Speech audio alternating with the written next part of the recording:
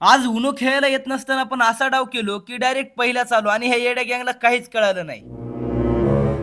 दिवाळीचा फराळ करून मी आणि माऊली निघालो अहमदपूरला. पोहोचलं की संकेत पाटलांचे थोडेफार शूट कंप्लीट करून घेतले. नेमकं शूट कंप्लीट करून निघालत आहोत तेवढ्यात लागला हेंडगा ट्रिपल शीट मुळे. जाऊ द्या बाबा म्हणलं, आपल्याच मागे काहीतरी 7:30 आणि निघालो कोळवाडीला. मला बघताच तर माझे भाच्य मंडळी पळतच आली माझ्याकडे.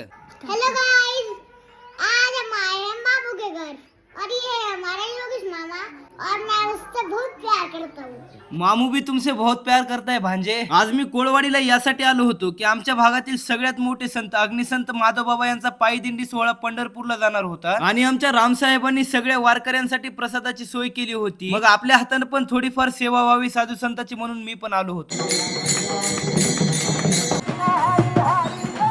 घरी जाता जाता बहिणीच्या बॅग पण भाऊन मोटरसायकलवर बांधून सोबत दिली. जाता जाता पोत पडलं गळून. बरं झालं हरिडॉन भेटले रस्त्यामध्ये. आता रात्री 10:30 वाजता वाडीवरून काळेगावला निघालो उनो खेळायला. मला आणि आकाश बोरे यातलं अच ब पण माहिती नव्हतं. संकेत पाटलाला आम्हाला अर्ध्या तासात सगळं शिकवलं. पाटलानं सांगितलेलं मला काही एवढं लक्षात आलं नव्हतं म्हणून माग बसून 1-2 डाव बघितलो आणि मग उतरलो मैदानात. मला खेळते वेळेस एकच कळालं होतं की ज्याचे पत्ते लवकर संपते ते जिंकतो. मग मी चालवलं डोकं. गाईज मी जिंकला वर का आता हे डाव चालू आहे. 3 पत्ती ढुलतो जिंकलो आणि याचा खेळ चालू आहे. तुम्हाला दाखवतो असं जिंकावं लागतं.